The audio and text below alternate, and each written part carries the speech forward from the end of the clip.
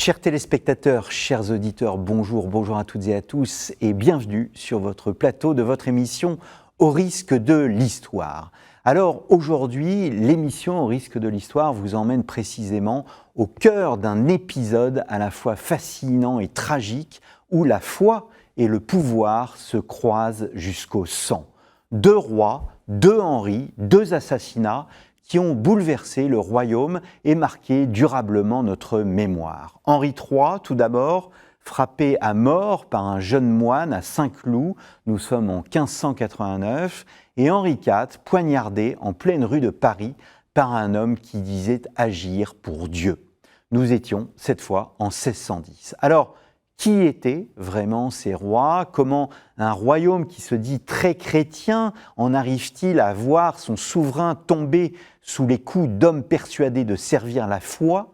Qu'est-ce qui se passe précisément dans la tête de Jacques Clément et de François Ravaillac à ces moments? Et que racontent en réalité ces deux drames sur les guerres de religion, sur la violence, sur la manière dont on peut défigurer l'Évangile au nom de la politique ou de la peur? C'est ce que nous allons voir avec mes deux invités. Nicolas Leroux, bonjour. Bonjour. Merci d'avoir répondu à notre invitation. Vous êtes un habitué de ce plateau. Vous êtes venu pour évoquer les guerres de religion. Vous êtes un spécialiste de cette époque.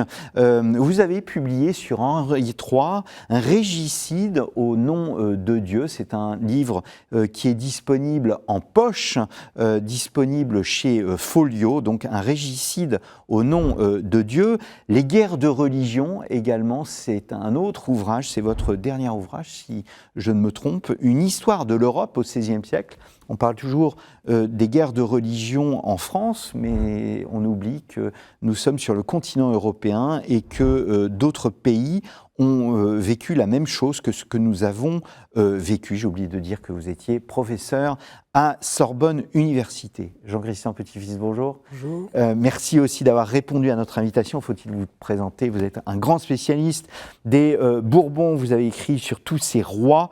Vous avez écrit sur Henri IV. L'assassinat, tout d'abord, d'Henri IV. C'est un livre qui est sorti il y a plusieurs années.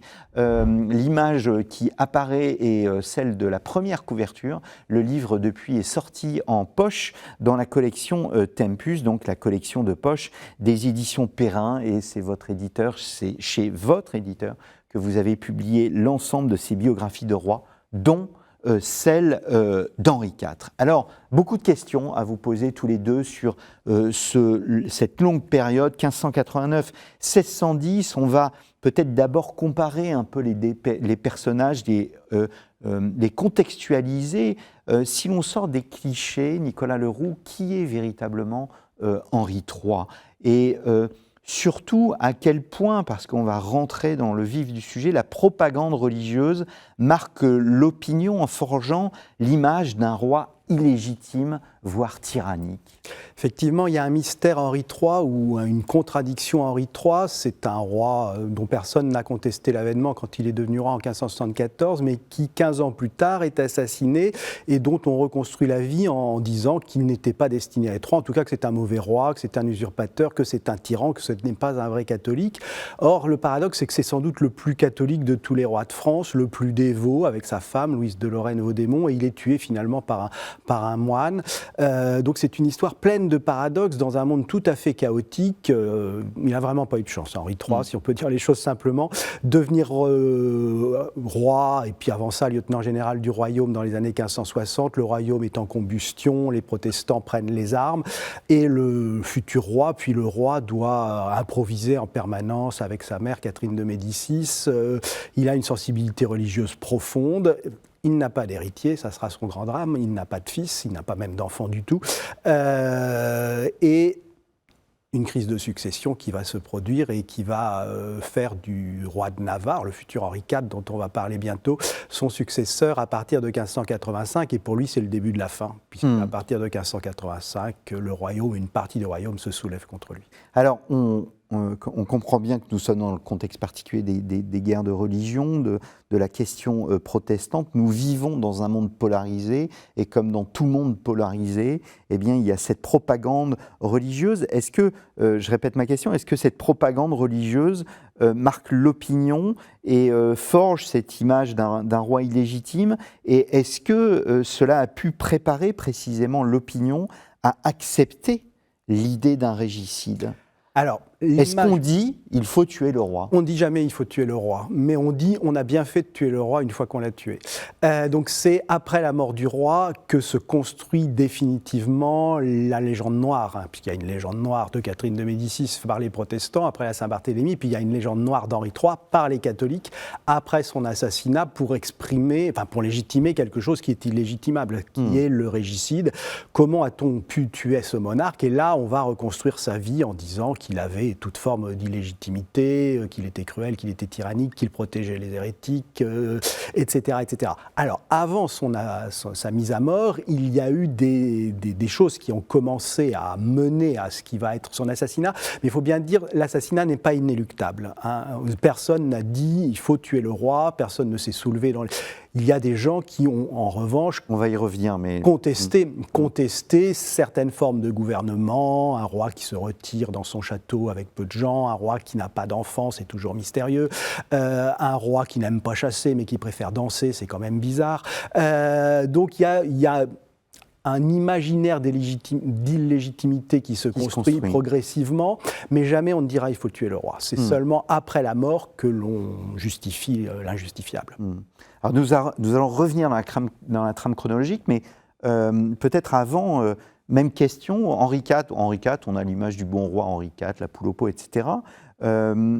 Comment décrire cet Henri IV comme souverain, comme croyant, et en quoi, par exemple, vos propres travaux, Jean-Christian de Petitfils, renouvellent l'image traditionnelle de ce bon roi Henri IV? Alors c'est un personnage tout à fait exceptionnel, tout à fait hors norme que Henri IV. Sa belle-sœur, Éléonore de Médicis, disait « c'est un homme à se faire aimer des pierres elles-mêmes ». Donc il a un enthousiasme, il sait se montrer agréable, sympathique, entraînant. Il est d'une intelligence remarquable, exceptionnelle. Il devine les pensées de ses interlocuteurs. Il est très énergique. Trop sans doute, et en même temps, alors il a certains défauts. Il promet tout à tout le monde, il ment, évidemment, et puis il est extrêmement regardant, le ladre vert, disait Agrippa d'Aubigné. Donc un personnage très, très complexe, mais en même temps avec beaucoup d'allant et beaucoup d'énergie. Il n'aurait jamais pu parvenir au trône sans cette énergie qu'il a déployée constamment à la tête des troupes protestantes notamment. Alors sans revenir sur tout le parcours de la conversion d'Henri IV, mais si vous me permettez l'expression, il a plusieurs fois retourné sa veste. Il a changé 6 fois de religion, baptisé catholique, devenu protestant avec sa mère, redevenu catholique sous l'influence de son père, ensuite à nouveau protestant sous l'influence de sa mère à La Rochelle, et puis marié avec Marguerite, la fille de Catherine de Médicis, et là il est, à la suite de la Saint-Barthélemy, contraint à nouveau de revenir au catholicisme. Et puis il s'évade, et à nouveau il revient au protestantisme. Sa foi n'est pas fondamentalement, flotte un peu, disons, du point de vue des dogmes. Il croit en la présence réelle, donc il est plutôt du côté des catholiques, mais en même temps il récuse l'idée de purgatoire, le culte des saints, donc il se place du côté des protestants. Et il considère que finalement, chacun peut se sauver dans sa propre religion. C'est le seul, à peu près, être tolérant dans cette période d'intolérance absolue et totale et de haine terrible religieuse. Et on est aussi, alors même du temps d'Henri IV, la remise en cause de la monarchie dite absolue, c'est-à-dire sans lien, en dehors de Dieu, avec tout un courant qui déjà apparaît sous Henri III, mais qui se développe aussi sous Henri IV. C'est un courant de monarchomaques, par exemple, de ceux qui contestent l'idée d'une monarchie toute puissante, veulent un contrat à l'image du médiéval, un contrat avec le roi, veulent aussi une construction corporatiste avec Althusius en Allemagne. Donc c'est tout un courant aussi qui va se manifester en légitimant le tyrannicide. Alors, il n'y a jamais d'appel au meurtre, vous le disiez, mais Emmanuel de Sa, etc., ce sont des jésuites, des écrivains qui disent, ben voilà, on distinguait autrefois dans la rhétorique catholique le tyran d'exercice et puis le tyran d'usurpation. Tyran d'exercice, c'est celui qui est un tyran légitime, mais qui, au cours de sa vie de roi, devient un tyran. À ce moment-là, est-ce qu'il faut le tuer ou pas? Et puis, il y a le tyran d'usurpation, qui est celui qui prend le pouvoir, et à ce moment-là, celui-là, on peut le tuer. Mais même le tyran d'exercice, on commence à développer l'idée qu'on peut le tuer. Est-ce que, Nicolas Leroux, les guerres de religion ont rendu imaginable qu'un roi de France puisse être assassiné au nom de Dieu? Alors, les guerres pas forcément publiquement, mais dans les discussions, notamment chez les catholiques ultras. Alors, le paradoxe, c'est que les premiers qui ont commencé à contester l'autorité des princes, on vient de parler des monarchomaques, ce sont dans les années 1570, ce sont des théoriciens protestants. Ce sont des gens qui commencent à dire si le roi se comporte en mauvais roi, en tyran, on peut le destituer. On n'ira jamais jusqu'à dire qu'on peut le tuer, mais en tout cas, le prince doit gouverner pour le bien public. Oui. Et le bien public, ensuite, on peut lui donner les dimensions qu'on veut. Et ensuite, ces théories, d'une certaine façon, vont migrer dans les années 1580 pour être reprises et recontextualisées, disons, par une frange catholique zélée, on va appeler ça comme ça, à un moment où les protestants, eux, reviennent en arrière. À partir de 1585, quand Henri de Navarre devient l'héritier de la couronne, les protestants trouvent que la monarchie dynastique, la transmission par le sang, c'est très très bien. Donc ils reviennent en arrière, mais il y a un discours qui est dans l'Europe de la fin du XVIe siècle, selon lequel le tyran peut être destitué. C'est ce qu'ont fait les Hollandais et les Néerlandais en 1581. Ils ont dit Philippe II, roi d'Espagne, est un tyran. Un tyran, c'est pas un usurpateur, c'est un tyran d'exercice. Il ne gouverne pas pour le bien public, donc il n'est plus notre roi. Et c'est comme ça que se construisent les Provinces-Unies.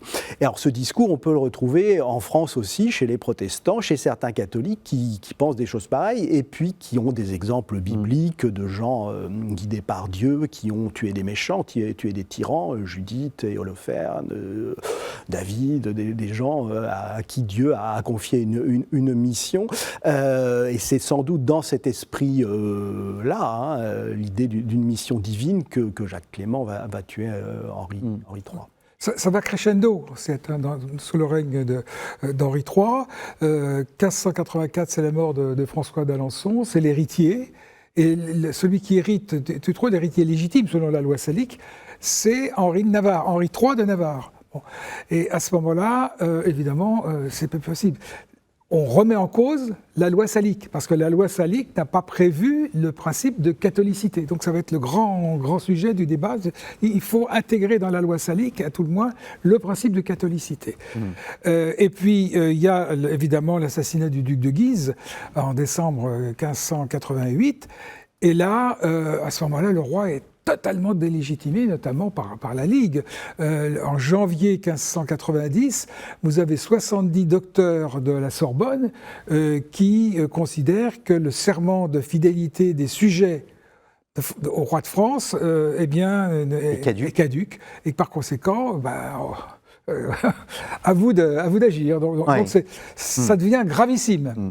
Et on est en janvier et le roi meurt en août. Comment définir, parce que vous évoquiez à l'instant la Ligue et le rôle de la Ligue dans l'opposition au roi, comment définir cette Ligue catholique? C'est quoi concrètement la Ligue catholique? C'est un mouvement religieux, un parti politique, les deux à la fois? C'est les deux à la fois. La Ligue donc se met en place après la mort du duc d'Anjou, François, donc qui était petit frère de Henri III, qui devait lui Il y succéder. avait une première ligue au départ. Oui, mais il y a la Ligue de 1576, mais où il n'y a pas de filiation établie entre les deux. Mais à partir donc, de la fin de l'année 84, début de l'année 85, c'est d'abord un parti aristocratique autour du duc de Guise, de sa famille, qui se met en place assez discrètement pour faire une sorte de coup de force, de prise d'armes. Et puis, il y a un mouvement parisien, bourgeois, de notables, de marchands, d'avocats, etc., qui sont profondément catholiques et tout à fait effrayés à l'idée qu'un prince protestant puisse succéder à Henri III. Henri III n'a pas d'enfant, on l'a dit, il n'a pas une très bonne santé, il peut mourir du jour au lendemain, et suivant la loi traditionnelle, la loi salique, donc c'est le roi de Navarre protestant qui doit lui succéder. Donc ces gens-là considèrent que le seul héritier légitime, en réalité, donc contrairement à la loi salique qui fait descendre les princes en ligne directe, pourrait être un collatéral, c'est-à-dire l'oncle d'Henri de Navarre, le cardinal Charles de Bourbon, alors qui est un homme de 70 ans, qui est un cardinal pas destiné à avoir de descendance, mais qui est un prince du sang catholique. Et donc c'est au nom, en théorie, de ce prince, par ailleurs archevêque de Rouen, que se met en place ce mouvement au début de l'année 1585, donc à la fois faction aristocratique, à la fois un mouvement profondément religieux. On sait que ce pauvre cardinal n'a en réalité aucun rôle dans la mise en place du mouvement, il est tout à fait débordé par ce qui se passe, c'est autour des Guises, c'est en Lorraine que le mouvement se prépare. On lève des armes, on lève des troupes de mercenaires allemands et le duc de Guise prend les armes en février-mars 1585, obligeant très rapidement Henri III à capituler, qui est pris de court, et à révoquer ses édits de pacification, puisqu'on est à un moment de tolérance où les édits... Les édits de pacification, c'est la volonté de trouver... un accommodement avec les protestants, en leur donnant une liberté de culte limitée, mais une vraie liberté de culte quand même.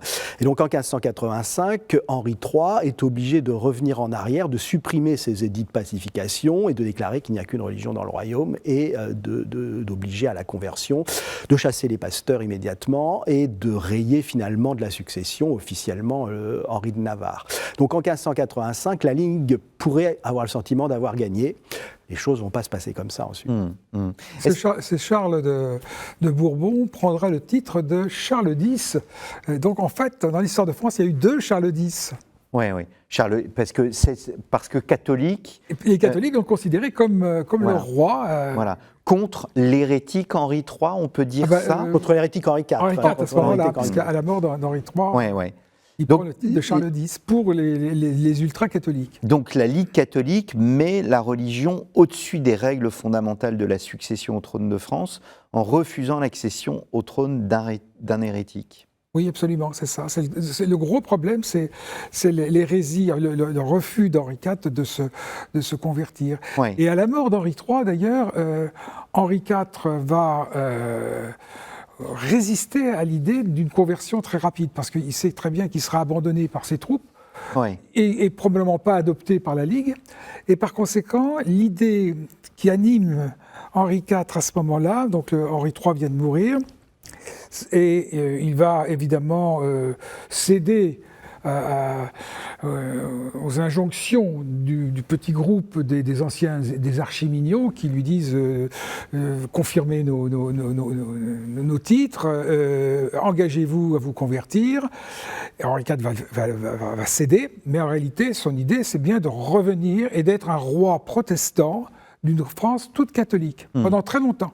Et il se dit, la Providence est avec moi, regardez, les batailles d'Arc, d'Ivry me confortent dans... Et puis après, manque de chance, il y a le siège de Paris, il y a le siège de Rouen, les difficultés. Et là, Henri IV, au moment où on réunit les États généraux à Paris, pour investir comme reine de France Isabelle Claire Eugénie, la fille de Philippe II, il sent passer le vent du boulet et il se dit là, il faut absolument que je me convertisse. Donc il va se convertir en 1593. Alors je vais revenir quand même en arrière, parce que je voudrais qu'on s'arrête sur l'assassinat d'Henri III. C'est d'abord, on évoquait Blois juste avant cette émission, l'assassinat du duc de Guise par Henri III, il y a tout un parcours à Blois, c'est cet assassinat qui met le feu aux poudres, qui fait qu'on passe à un degré de violence et une responsabilité royale qui est telle qu'elle pourrait justifier un régicide ?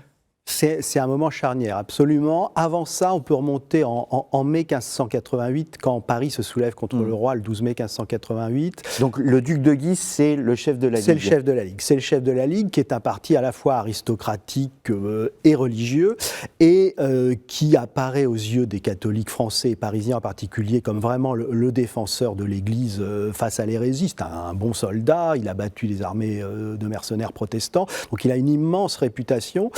Et en mai 1588, contrairement, alors que le roi lui a interdit de revenir à Paris justement parce qu'il craint que quelque chose se passe si le duc revient à Paris, le duc revient à Paris, le roi fait rentrer des troupes à Paris pour essayer de contrôler la ville, et catastrophe, la ville se soulève, c'est ce qu'on appelle la journée des barricades, l'invention des barricades, qui est pour Henri III une catastrophe absolue. Il réussit à s'enfuir in extremis, mais désormais Paris est une ville qui n'obéit plus au roi, qui a sa propre administration, donc ce sont des ligueurs parisiens désormais qui contrôlent la ville, au nom du duc de Guise en réalité. Et puis deuxième étape, mais pour la désacralisation d'une certaine façon d'Henri III, c'est vraiment un premier moment. Et puis il y a effectivement, fin décembre 1588, dans le château de Blois, ce coup de force, une deuxième tentative de coup de force de la part du roi, et à chaque fois qu'on tente un coup de force, c'est une catastrophe, la Saint-Barthélemy, la journée des barricades et l'assassinat des Guise à Blois. Le roi fait mettre à mort le duc, puis son frère, le cardinal de Guise, les 23-24 décembre, pour reprendre la main politiquement, et contrôler les États généraux. À ce moment-là, les États généraux sont réunis à Blois, et le roi a très secrètement et très efficacement manigancé cette mise à mort. Mais là encore, il a peut-être imaginé d'ailleurs de tuer beaucoup plus de monde, puisqu'il fait arrêter notamment l'oncle, le cardinal de Bourbon, à peu près toute la famille de Guise. Il a peut-être pensé faire une Saint-Barthélemy des princes catholiques à ce moment-là. Ouais. Et donc c'est une catastrophe. C'est une catastrophe parce qu'immédiatement la nouvelle arrive à Orléans, qui se soulève, la nouvelle arrive à Paris, qui est déjà dans un état pré-insurrectionnel et qui désormais, donc ouvertement, est une ville qui affiche son hostilité au roi. Le roi n'est plus roi. Le roi n'est plus roi. Alors, venons-en à l'assassinat en lui-même. C'est Jacques Clément. Qui est ce Jacques Clément ? D'où vient-il ? C'est un religieux. Comment entre-t-il en religieux ? Quelle forme de prédication, de littérature politique, de théologie nourrissent la conviction de Jacques Clément ? Alors Jacques Clément, c'est un grand mystère. Effectivement, au moment de l'assassinat, les gens se sont demandé qui a tué le roi. Et non, c'est bien ce personnage qui se présentait comme il était. C'est un religieux dominicain, donc un jacobin, comme on dit en France, qui est originaire du nord de la Bourgogne, la région de Sens, d'un petit village, qui est monté à Paris, il a à peu près 22 ans, poursuivre ses études au grand couvent des dominicains de la rue Saint-Jacques. Donc il n'y a aucun doute sur son identité. Et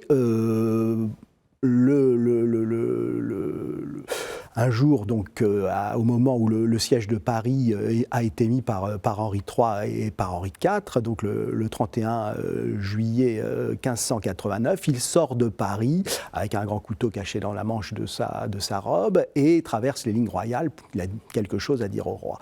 C'est quelqu'un, donc c'est vraiment lui. C'est pas un soldat déguisé, un agent ligueur. On ne sait pas qui il a lu, on ne sait pas s'il a lu, on ne sait pas si des gens au couvent des dominicains ont pu l'orienter, notamment le supérieur du couvent qui est Edme Bourgoin. Alors, après coup, les royalistes seront convaincus que les autorités des Jacobins sont dans le coup, si l'on peut dire. En réalité, on n'en a absolument pas. Les autorités dominicaines. Des dominicains, et notamment Edme Bourgoin. En fait, on n'en a aucune preuve. Edme Bourgoin sera exécuté plus tard comme régicide, parce qu'il a exalté la mort, enfin, il a félicité Jacques Clément, mais est-ce qu'il est réellement responsable ? En fait, on ne le sait pas du tout. On a pensé qu'il pouvait y avoir des princes cachés derrière les autorités de la Ligue, mais en fait, on n'a rien qui le prouve. Donc c'est un jeune homme qui a très certainement une conviction profonde, c'est qu'il faut sauver Paris, c'est qu'il faut sauver la religion, parce qu'à ce moment-là, donc, Paris est assiégé par les deux Henri III et Henri de Navarre, qui se sont alliés et qui sont remontés avec leurs armées et qui ont mis le siège autour d'une ville qui est persuadée qu'elle va tomber. La ville est mal défendue, il faut imaginer les gens dans les tranchées, y compris des religieux, qui sont persuadés qu'ils vont être pendus quand la ville sera prise. Et miracle, c'est Jacques Clément qui traverse les lignes royales. Alors, c'est qu'on a des documents assez magnifiques parce qu'il y a eu une enquête de police qui a été faite juste après la mort du roi par l'officier de police de la cour, le grand prévôt, qui est Richelieu, le père du cardinal, François de Richelieu. Et c'est son travail. Donc il mène l'enquête le jour de l'assassinat, le 1er août, pour savoir qui a fait quoi, qui a entendu quoi. Et donc on a les témoignages de tous les gens qui sont présents au moment de la mort du roi. Et donc on entend les gens parler. Quand on lit leur texte, on dit « j'ai entendu crier, je suis entré, et puis le roi était avec un couteau dans le ventre et Jacques Clément était mort ». Et puis on a un magnifique document qui est un document couvert de sang, le sang du roi, le sang de Jacques Clément ou les deux, qui est un laissez-passer, c'est-à-dire une lettre en réalité écrite par un capitaine royaliste prisonnier à Paris, le comte de Brienne, que Jacques Clément est allé voir dans sa prison, comme quoi il y a une grande fluidité, une grande ouverture des lieux de captivité au XVIe siècle. Et Jacques Clément lui a demandé à cet officier royal une lettre dans laquelle ils ont demandé se porter garant d'une certaine façon de oui, Clément. On se pose la question que comment expliquer qu'un simple dominicain ait pu approcher un roi aussi protégé, ça, c'est très mystérieux, au cœur même de son quartier général. Et donc il a ce laisser-passer qui dit il faut le laisser passer, il est censé aller, on ne sait pas trop où. Et quand Jacques Clément sort de Paris, il entre dans les lignes royales, il est arrêté par des soldats, il a dans sa poche donc ce texte, cette lettre du comte de Brienne, il a peut-être une deuxième lettre probablement fausse ou pas, attribuée au premier président du Parlement de Paris, qui est aussi un officier royaliste, Harlay. Et ça, on ne l'a pas, ce document-là. Et il est pris en charge de façon totalement imprévue par un grand magistrat royaliste, qui est Jacques de la Guelle, qui est le procureur général au Parlement, qui est un fidèle du roi, qui passe par là par hasard. On est au sud de Paris, du côté... À Saint-Cloud. Alors, on n'est pas encore à Saint-Cloud, on est du côté de Vanves, de ce qui n'est pas encore Malakoff à l'époque, et parce que Jacques de la Guelle a des terres de ce côté-là, il vient les voir, et c'est la guerre, donc tout se mélange, mais les gens circulent, et Jacques de la Guelle donc voit que ce garçon, ce religieux, a été attrapé par des soldats, demande ce qui se passe, et Clément dit qu'il veut aller voir le roi. Et Jacques de la Guelle va justement aller à Saint-Cloud, où le roi a établi ses quartiers, et il dit je vais emmener Jacques Clément avec moi, et ils arrivent ensemble, alors il le fait parler, donc il n'y a pas trop de doute sur son identité. Peut-être que Clément montre le laissez-passer du comte de Brienne et ils arrivent le soir à Saint-Cloud où ils vont dormir. Et le lendemain matin, le roi reçoit en audience Jacques Clément, la Guelle. Le roi est seul dans sa chambre. On est dans les appartements, la maison qui appartient en fait à l'évêque de Paris, Gondi. Il n'y a pas de garde. Il n'y a pas de garde. Les gardes, alors que le roi est toujours entouré de gardes, le roi est obsédé par ses sécurités. Les gardes sont dans l'antichambre, ils ne sont pas dans la chambre. Et donc il y a le roi, il y a la Guelle, il y a Clément et il y a Bellegarde qui est le premier gentilhomme de la chambre. Clément présente au roi les lettres, alors celle du comte de Brienne très certainement puisqu'elle est couverte de sang et qu'on l'a. L'autre lettre, on ne sait pas. En tout cas, il annonce au roi qu'il a des choses très importantes à lui dire, sans doute sur la façon d'entrer dans Paris grâce à des alliances à l'intérieur de la ville, à des complicités. Et là, il sort le couteau qui est caché dans la manche de sa robe et poignarde le roi dans le bas-ventre. Et ensuite, le roi va agoniser. Clément est tué dans la foulée. Donc les gardes entrent immédiatement. Ouais. Tout le monde crie. On l'a dans les témoignages, ce qui est assez fascinant. Les gens crient « Ne le tuez pas, ne le tuez pas, ne le touchez pas, Clément ». Et il est tué quand même. Il est tué quand même. Et ce qui va renforcer un imaginaire de complot, si Clément est immédiatement tué, c'est peut-être parce qu'on veut cacher des choses. En fait, c'est peut-être la panique, on ne sait pas. Et c'est ainsi que meurt Jacques Clément et que François de Richelieu commence son enquête immédiatement. D'abord pour identifier le coupable, et effectivement, on sait que c'est vraiment la personne qui prétendait être ce qu'elle était, puis ensuite pour essayer de savoir ce qui s'est passé, et là, il y a un mystère qui subsiste. Qu'est-ce qu'on sait des dernières heures d'Henri III, parce qu'il ne meurt pas tout de suite, en fait. Effectivement. Il pardonne à ses ennemis. Alors, c'est un bon roi chrétien, c'est certain, mais il est poignardé vers 8h du matin le 1er août, il va mourir dans la nuit du 2. Donc il a une longue agonie. La politique royale, dans la journée du 1er août, est le déni, ou en tout cas l'idée de dire qu'il ne s'est rien passé, ou en tout cas qu'il s'est passé quelque chose de pas important, de pas grave. Il a été blessé par ses ennemis, par des méchants, mais Dieu l'a protégé. Mais Dieu l'a protégé parce qu'il faut éviter la panique. Il faut éviter la panique, que l'armée se débande.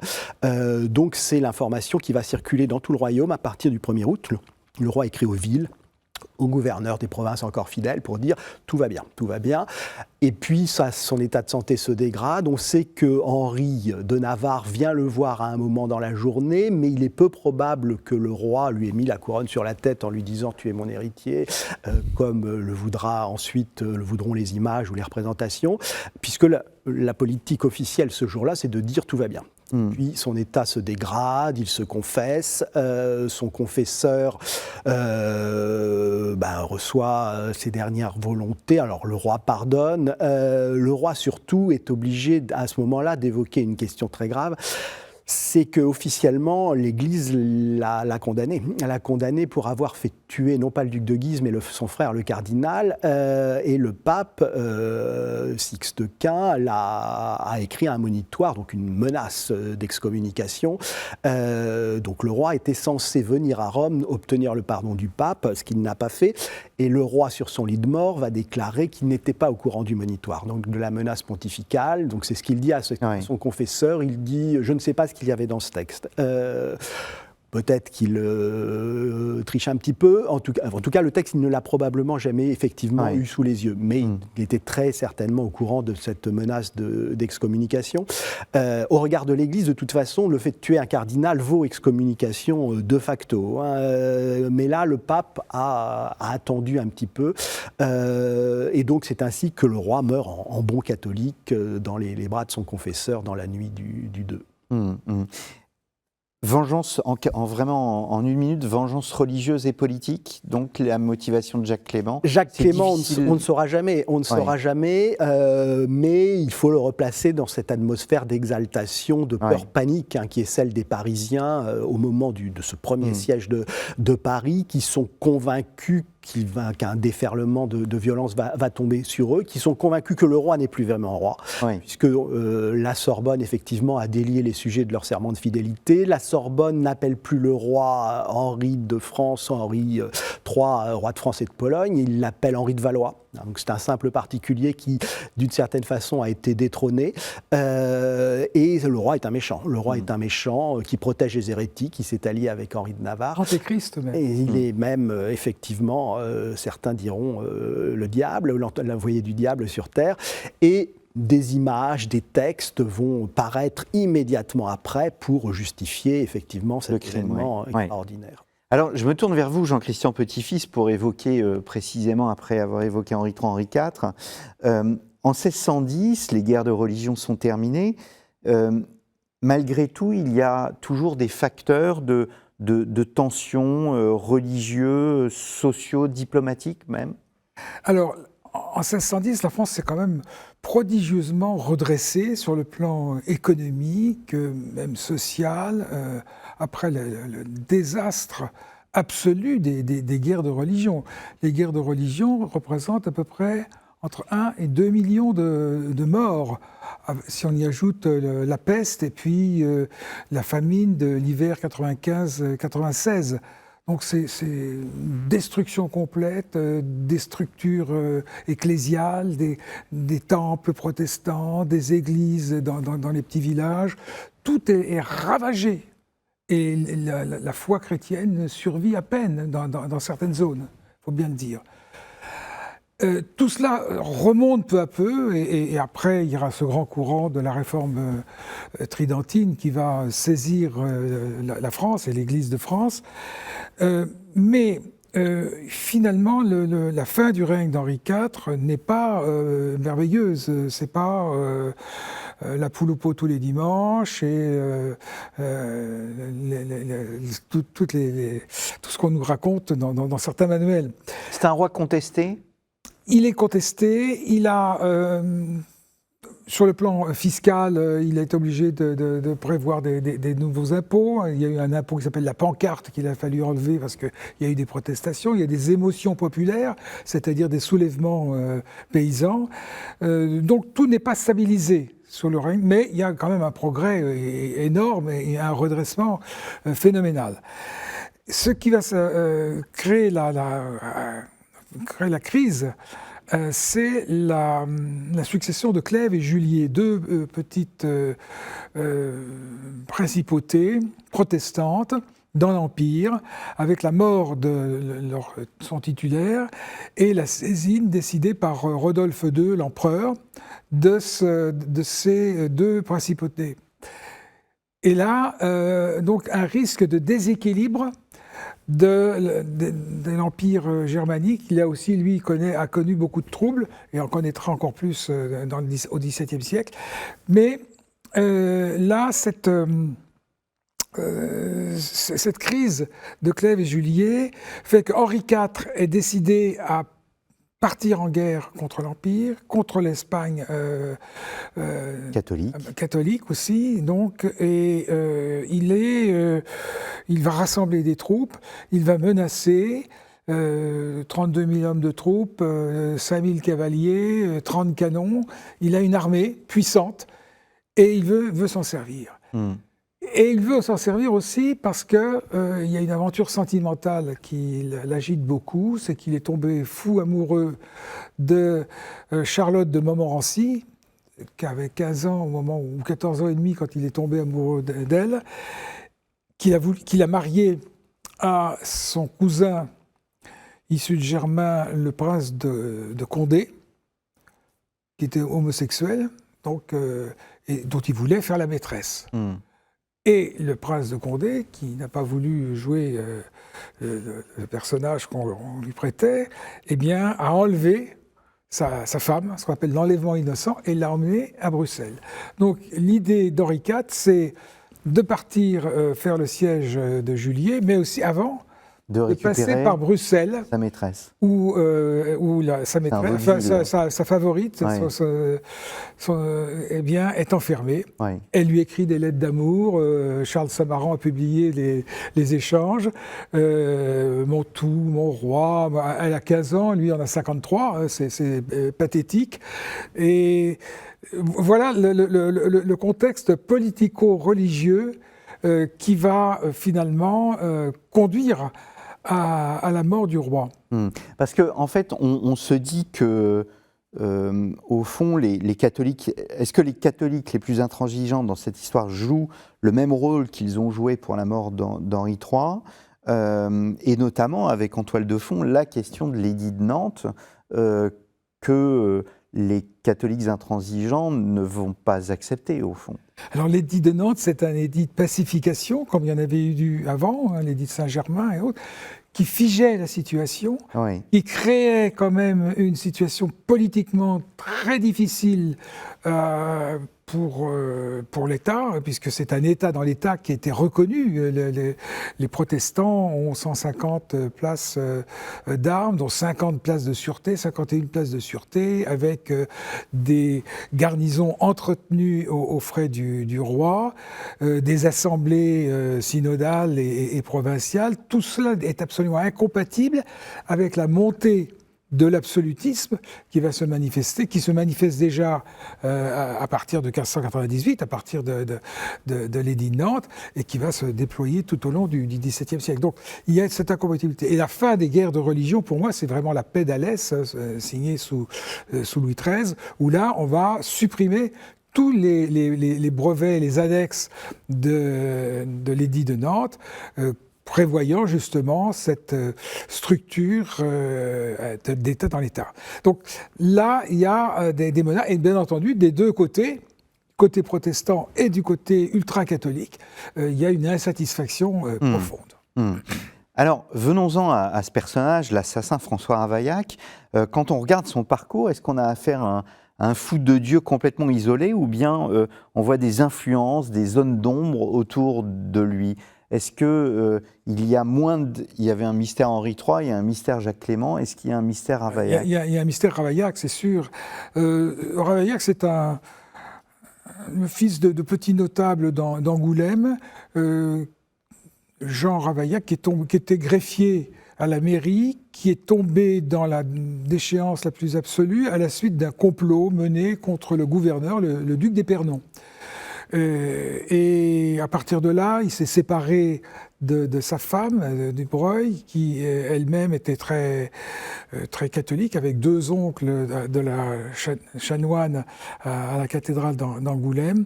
Et ce garçon donc a connu la déchéance. Le père a connu la déchéance. On voit donner 10 sols pour le pauvre Ravaillac. C'est pas le nôtre, c'est le père. Il vit de mendicité.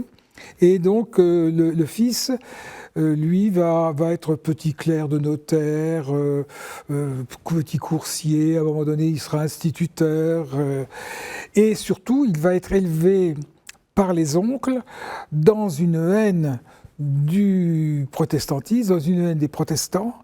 Angoulême, c'est une citadelle qui domine un plat pays, citadelle catholique qui domine un plat pays protestant.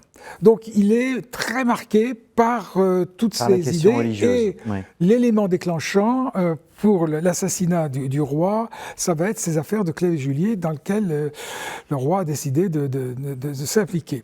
Alors il est venu 3 fois à Paris, il hésite, c'est un homme hésitant. Et en même temps, c'est un personnage dérangé. Hein. Il a fait un peu de prison pour dette, et il voit dans le feu, dans les sarments, il voit des hosties qui montent, qui descendent, il entend des trompettes. C'est un cas psychiatrique, évidemment. Donc, et en même temps hésitant.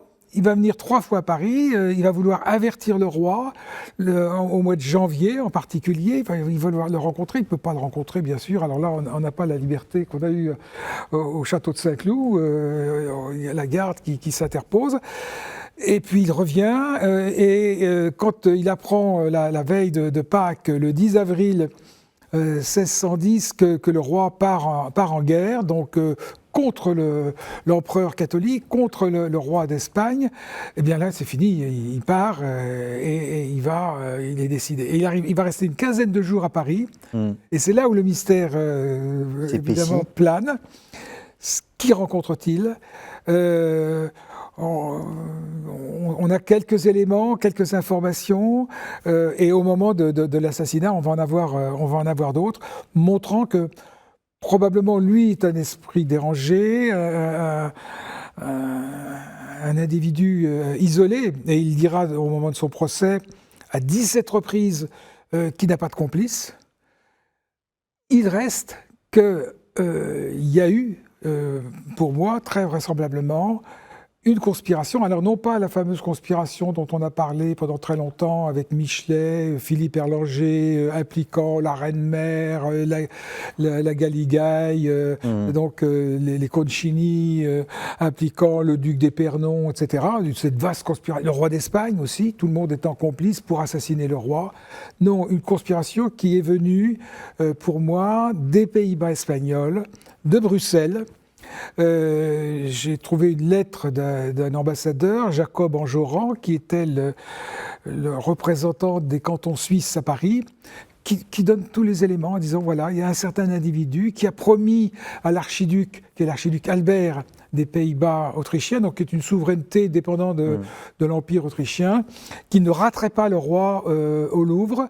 Le complot est dirigé par le comte de Salnov, qui est un franc-comtois qui était à la cour de Bruxelles. Toujours avec un agent qui s'appelle Lamotte, etc. Oui. Et au moment de l'assassinat, on voit le roi ayant reçu le coup de poignard de Ravaillac, on peut peut-être revenir sur les détails de l'opération, mais à ce moment-là, on voit apparaître dans la rue de la Ferronnerie, 2 cavaliers et 7 ou 8 personnages à pied qui veulent se précipiter sur Ravaillac. Tue, il faut qu'il meure. Ils ne veulent pas porter secours au roi, ils viennent. Donc on a un certain nombre d'éléments comme ça qui nous montrent que. Qui nous interrogent. Il y a très probablement une implication de l'archiduc Albert, à mon avis, dans cette affaire. Mais toujours pour des motifs religieux. Alors, politico-religieux, c'est-à-dire que Albert, voyant que le roi allait traverser ces États, ces Pays-Bas espagnols, qu'il y avait une trêve de 12 ans qui avait été signée avec les Provinces-Unies, par conséquent on avait désarmé complètement, Spinola n'avait plus d'armée à opposer au roi.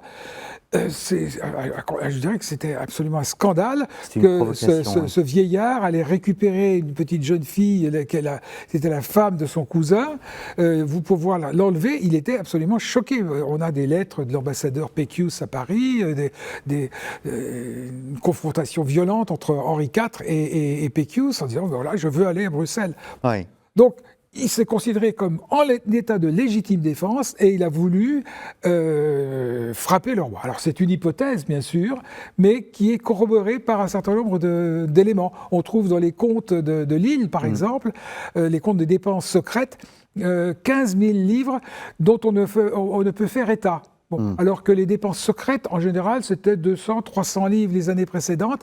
En 1610, il y a 15 000 livres dépensés par les Pays-Bas espagnols. Sans motif. Voilà, sans motif. Sans motif. Alors, on arrive peu à peu au terme de cette émission. Il nous reste 5 minutes. On voit bien que les deux régicides en soi sont différents, même si derrière... on décèle un fanatisme religieux.